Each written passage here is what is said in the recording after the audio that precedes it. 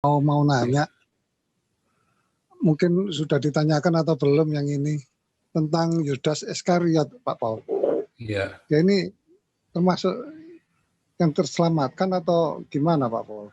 Yudas Iskariot itu jelas sudah dikatakan oleh Yesus dikutuk, ya. Celakalah, adalah lebih baik jika dia tidak dilahirkan. Yesus berkata begitu kan? Iya, soalnya ada pengajaran itu katanya kan dia juga dalam misi keselamatan, bahwa dia itu termasuk orang yang karena dalam misi itu dia termasuk yang diampuni juga. Ada yang kayak gitu. Enggak gimana ada. Pak pendapat? Kan dia bunuh diri. Kalau dia nggak bunuh diri, dia minta ampun tetap diampuni. Masalahnya kan dia nggak minta ampun, dia bunuh diri. Dia menutup jalannya sendiri. Jadi bukan Tuhan Yesus nggak mengampuni loh, tapi dia menutup jalannya sendiri buat pengampunan.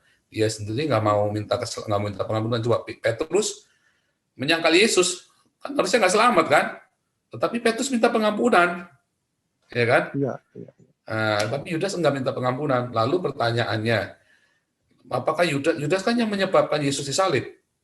Jadi dia berjasa dong, harusnya dia diampuni, ya kan?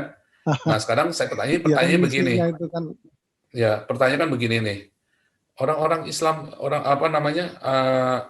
ada satu cerita nih misalnya, ada satu cerita, ada orang lagi cari istrinya, nggak ketemu nih istrinya. Ini cerita dongeng ya. Ini ada seorang laki-laki cari istrinya hilang, nggak ketemu. Dia cari, dia putus asa, istrinya kemana ini ya, sama bertahun-tahun nggak ketemu istrinya. Dia sedih sekali. Kemudian dia lagi di pinggir jurang, ada musuhnya dia datang. Terus musuhnya ini mendorong dia ke jurang, didorong dia dengan jahatnya dari belakang. Dia nggak ngerti kalau itu musuh, jadi pura-pura baik terus didorong ke jurang begitu kan. Saya mau tanya, si musuhnya ini jahat apa baik? Jahat kan, mendorong dia ke jurang kan? Jahat. Ya. Pasti jahat. Nah, tapi kemudian di jurang itu ternyata dia nggak mati. Dia masuk ke air, dan itu area dalam dan dia bisa nggak mati karena dia dilempar ke jurang, ternyata bawahnya itu air dan dia bisa selamat. Kemudian setelah dia sampai di dasar jurang itu, dia selamat. Dia lihat ada rumah, ternyata ada istrinya di situ. Ternyata istrinya yang hilang itu ada di jurang itu, sama-sama jatuh jadinya. Dulu pernah jatuh nggak bisa keluar karena jurang itu susah, nggak bisa ditebing. Lalu si laki-laki ini berterima kasih nggak sama yang dorong dia ke jurang? Ya, terima kasih dong ketemukan istrinya. Iya, tapi kalau dia ketemu lagi, dia akan ngasih hadiah nggak sama musuhnya ini yang dorong dia ke jurang? Ya kalau bisa diketemukan lagi ya mungkin dikasih lah. Kalau saya nggak kasih hadiah. Bisa mempertemukan dengan istrinya. Ini orang jahat, Pak. Boleh saya jawab, Pak? Malah diketukin. Iya, ini jelas orang jahat, Pak. Saya nggak mau deket-deket dia lagi. Walaupun gara-gara dia. Jadi, terlepas saya ketemu dengan istrinya dia, misalnya nih, itu terjadi sama saya misalnya. Terlepas saya nanti ketemu istri gara-gara masuk jurang, itu adalah suatu kejadian yang lain dan bukan gara-gara dia. Dia itu mau bunuh saya, Pak. Dan saya gara-gara dia mau bunuh saya, tetapi Sang Maha Kuasa melindungi saya. Justru peristiwa yang buruk itu membuat saya bertemu dengan istri saya. Apakah dia itu orang baik? Intinya dalam membunuh itu ya. Contoh yang kedua, nanti sebelum dijawab ya, Pak Dombar, sebelum satu lagi. Orang Kristen kalau mati masuk surga, ya kan? Terus ada orang bunuh saya pasti masuk surga. Saya sudah kasih wasiat ya, kalau saya mati jangan kasih lagu sedih ya, kasih lagu yang girang, yang berbahagia, pesta. Nah, lalu orang yang bunuh saya ini dikasih hadiah nggak? Kan berkat dia saya masuk surga. Kan dia tetap bunuh saya kan? Iya, dan polisinya Kristen. Apa dulu kok? Ya pokoknya mau agamanya apa, dia bunuh saya. Pokoknya dia bunuh saya. Terus polisinya nangkap dia. Terus istri saya bilang, Pak polisi, jangan ini Pak, dikasih hadiah Pak. Dia sudah bikin suami saya masuk surga. Kan nggak begitu. Nah, kan dia berjasa masukin saya ke surga. Itu jadi intinya itu. Karena dia itu membunuh ya intinya. Ya pokoknya dia berbuat tidak baik. Adapun enggak gini aja kok. Gini ya, sebentar. Dia mau bikin manusia, mau bikin jahat apapun sama kita, karena kita ada di dalam Tuhan Yesus, Roma 8 ayat 28. Tuhan turut bekerja dalam segala sesuatu untuk mendatangkan kebaikan bagi orang yang mengasihi Dia. Walaupun orang menegak-negakkan yang jahat kepada kita, Tuhan akan membuat yang jahat itu jadi baik. Begitu, Pak. Nangkep ya, Pak? Ini jadi bukan karena orang itu, tapi karena Tuhan. Gitu, Pak. Pak Paul. Pak Paul. Nah, aku mau nanya dulu intinya, kok. Sebentar, biar Pak Peter dulu. Misalnya, biar Pak Peter dulu, Pak Teddy. Ya, silakan.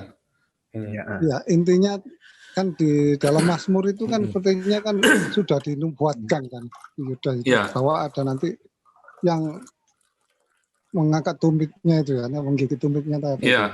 Iya. Nah, itu kan masuk dalam nubuatan. Iya. Nah, ini kan berarti memang dipilih untuk jalan itu kan, betulnya. Yang nggak tahu namanya ini orang itu siapa, nggak tahu jatuh di Yudas kan nggak tahu gitu.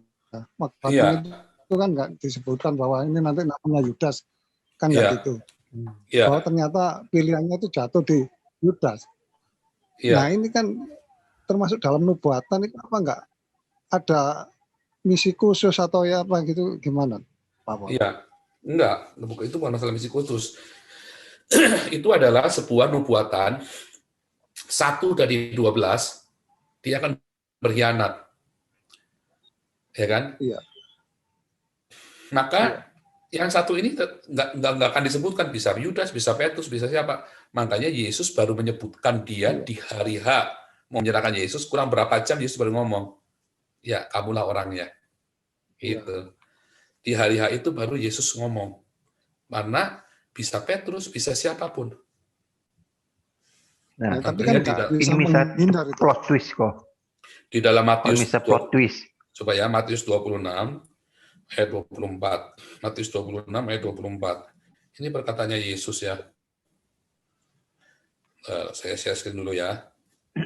Ini pandangan yang keliru ya.